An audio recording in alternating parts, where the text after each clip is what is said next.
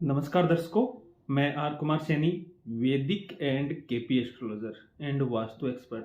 आज हम इस वीडियो के अंदर चर्चा करेंगे चंद्रमा के बारे में और मेष राशि के बारे में। तो चंद्रमा और मेष राशि के बारे में आपको कुछ सामान्य जानकारी दे दूं कि जैसे मेष राशि है वो मंगल की राशि है। मंगल है वो भूमि का कारक होता है, अग्नि का कारक होता है। तो ये दोनों गुण हैं मेष राशि के अंदर पाई जाती है। मेष राशि है वो चर राशि भी है। मेष राशि है वो हथियारों से, युद्धक सामग्रियों से, लोहा मशीनरी जो औजार वगैरह है उनसे संबंधित होती है। और चंद्रमा है, चंद्रमा कालपुरुष की कुंडली के अंदर चतुर्थ भाव का स्वामी होता है। जैसे ये कालपुरुष की कुंडली है, ये मेष राशि है। प्रथम जो राशि होती है मेष राशि होती है और चतुर्थ भाव जहाँ पे कर्क राशि पड़ रही है, चंद्रमा है वो कर्क राशि का स्वामी है। चंद्रमा है वो शीतलता का कारक होता है, स्नेह का कारक होता है, प्रेम का कारक होता है, मातृत्व का कारक होता है, मन का कारक होता है, चित्त का कारक होता है। चतुर्थ भाव इमोशंस का कारक होता है, घर जमीन या अपने देश प्रेम से संबंधित जो चीजें हैं वो, यानी कि अपने मन से संबंधित जो जो चीजें हैं उनसे संबंधित होता है चंद्रमा। चंद्रमा बहता हुआ जल भी है, यानी कि तरल पदार्थों पे भी चंद्रमा का अधिकार होता है, चाहे वो जल हो, दूध हो, समुद्र हो, नदियां हो, वाटर टैंक हो, कुछ भी हो, या अपने शरीर के अंदर खून भी हो, तो वो भी चंद्रमा के अधिकार क्षेत्र के अंदर आता है। और चंद्रमा का तरल जल के ऊपर अधिकार होने के कारण, कफ प्रकृति होने के कारण, जो जुखाम सर्दी या चेस्ट गले से संबंधित या अपने नोज से संबंधित जो बीमारियां हो उसके ऊपर भी चंद्रमा का अधिकार होता है। चंद्रमा मन का कारक होता है, तो मन जब पीड़ित हो जाता है, यानी मानसिक तनाव, डिप्रेशन, माइग्रेन, ये भी चंद्रमा से संबंधित होते हैं। तो चंद्रमा का अधिकार क्षेत्र है वो बड़ा व्यापक है। चंद्रमा मन, माता, इमोशन, प्रेम, इन सब का कारक होता है। तो इस वीडियो के अंदर मैं आज आपको बताऊंगा कि जब चंद्रमा का संबंध मेष राशि से हो जाए, यानी चंद्रमा है जब मेष राशि के अंदर स्थित हो जाए तो क्या इफेक्ट देने वाला है। अगर किसी की मेष लगन की कुंडली है या मेष राशि के अंदर किसी की कुंडली में चंद्रमा बैठा हुआ है तो उसकी चंद्र राशि मेष राशि मानी जाएगी, यानी उसका जो बोलता नाम होगा वो मेष राशि पे आधारित होगा। अब चंद्रमा है अगर मेष राशि है वो अहंकार की कारक है, उत्साह की कारक है, जोश की कारक है। लड़ाई झगड़े, जो जूड़े कराटे या जो फुर्तीले कार्य हों, जोशीले कार्य हों, उनसे संबंधित होती है। तो चंद्रमा यहाँ पे बैठने पे जातक के मन के अंदर, क्योंकि चंद्रमा मन का कारक है, तो मन के अंदर स्फूर्ति रहेगी, जोशीलापन रहेगा, लड़ाई झगड़ा खेल, जो तेज तरार खेल हों उनके अंदर व्यक्ति की रुचि रहेगी। चंद्रमा यहाँ पे अगर चतुर्थ का स्वामी होके लगन के अंदर बैठे तो जातक को भूमि का सुख अच्छा मिलता है, भूमि और घर और वाहन, क्योंकि यहाँ पे चतुर्थ भाव का स्वामी होके चंद्रमा लगन पे बैठने के कारण भूमि का लाभ भी अच्छा मिलेगा, माता का सुख भी मिलेगा, व्हीकल का सुख भी मिलेगा, यात्राओं का सुख भी अच्छा मिलेगा, इमोशन, खुशियां आदि का इनका अच्छा संबंध रहेगा। अगर वो लगन के अंदर बैठे हो, कहीं मार्ग स्थान के अंदर नहीं, अगर किसी के अष्टम, छठे, 12वें भाव में मेष राशि पड़ती हो, सप्तम भाव में मेष राशि पड़ती हो, वहां पे चंद्रमा बैठ जाए तो वो फल है थोड़े डिफरेंट हो जाएंगे। लेकिन यहाँ पे मैं लगन के बारे में बात कर रहा हूँ।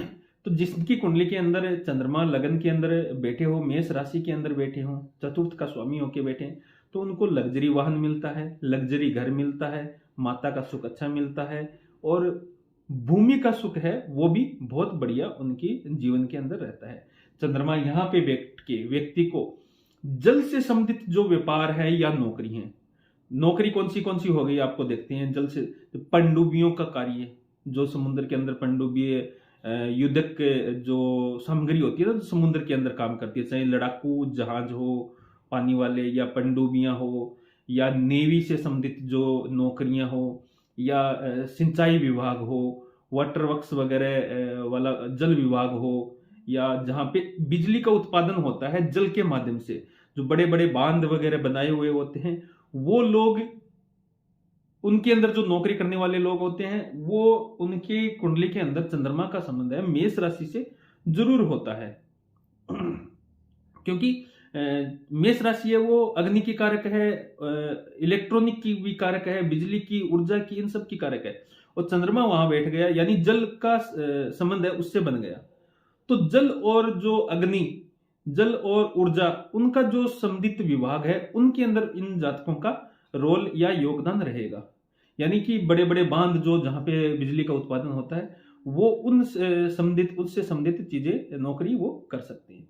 इसके अलावा अगर जातक व्यापार करना चाहे तो किससे संबंधित करें कि जल से संबंधित, तरल चीजों से संबंधित जितने भी व्यापार है, चाहे कोल्ड ड्रिंक्स का काम हो, बर्फ का काम हो, आइसक्रीम वगैरह, या बर्फ का काम हो, या पानी की टंकियों से संबंधित काम हो, या अंडर वाटर टैंक वगैरह का काम हो, समुद्री चीजों का व्यापार हो, चाहे वो मछली उत्पादन हो, चाहे समुद्र से मोती निकालना हो, या आवागमन या इंपोर्ट एक्सपोर्ट हो जो समुद्रों के माध्यम से हो, या समुद्री सामग्री जितनी भी हो उनसे संबंधित जो काम है। ब्लड बैंक है, ब्लड बैंक का कार्य भी इन्हीं के अधिकार क्षेत्र के अंदर आता है। या जल से संबंधित, तरल पदार्थों से संबंधित जितने भी कार्य हों वो सारे के सारे इसी के अंदर आते हैं। मछली उत्पादन ही हो, चाहे या वाटर सप्लाई होते हैं, जो दुकानों के ऊपर वाटर सप्लाई का जो कार्य करते हैं वो भी इन्हीं के अंतर्गत आते हैं। क्योंकि उसके अंदर वाहन का भी रोल आ जाता है, क्योंकि मेष राशि है, वाहन, मशीनरी, लोहा आदि की कारक होती है, और चंद्रमा वहां बैठा है और जल का योगदान भी आ जाता है। तो जहां पे आपको समझना यह है कि जहां पे जल का, पृथ्वी का और अग्नि का संबंध स्थापित हो वहां पे मेष और चंद्रमा का संबंध आपको जरूर मिलेगा। तो इससे संबंधित जितने भी व्यापार हैं वो व्यक्ति कर सकता है। अब चंद्रमा यहाँ पे लगन के अंदर बैठ के सप्तम भाव पे दृष्टि डालेगा। सप्तम भाव के अंदर तुला राशि पड़ रही है, शुक्र की राशि पड़ रही है, तो जातक का मन है वो विपरीत लिंगी के प्रति ज्यादा आकर्षित रहेगा। यानी उसके जीवन में विपरीत जो लिंग वाले हैं, चाहे लड़की है तो लड़का और लड़का है तो लड़की के प्रति वो ज्यादा आकर्षण उनका रहेगा ही रहेगा। माता से अच्छा प्रेम मिलेगा, माता से उनको अच्छी प्रॉपर्टी, वाहन वगैरह या स्थायी संपत्ति है वो उनको, चल या चल संपत्तियां हैं वो उनको मिल सकती है। इसके अलावा व्यापार का आपको बता दिया, नौकरी का आपको बता दिया। और अच्छा, ये जानते हैं कि ये मेष राशि के अंदर चंद्रमा बैठा हो तो उनको कौन कौन सी बीमारियां हैं वो पकड़ सकती। मेष राशि है वो अपने सर के हिस्से को वो प्रदर्शित करती है। यानी सर का जो डिपार्टमेंट है वो चंद्रमा के, मेष राशि के पास होता है। चंद्रमा यहाँ पे बैठ जाए तो माइग्रेन, डिप्रेशन और तनाव, ओवर थिंकिंग वाली जो स्थिति है वो उत्पन्न कर सकता है। चंद्रमा है अपने चेस्ट का भी कारक होता है, तो कफ से संबंधित धड़कनें जो बढ़ने घटने का जो सिस्टम होता है, रोग होते हैं, वो भी इसी के अंतर्गत होते हैं। यहाँ पे अगर चंद्रमा पीड़ित हो जाए या राहु, केतु आदि, शनि आदि के साथ में बैठ जाए तो धड़कनें बढ़ने घटने का वो, या बीपी आदि से संबंधित, ये चेस्ट से संबंधित, कफ से संबंधित जो प्रॉब्लम्स होती हैं वो व्यक्ति को पकड़ लेती है अगर ऐसी स्थिति बन रही हो।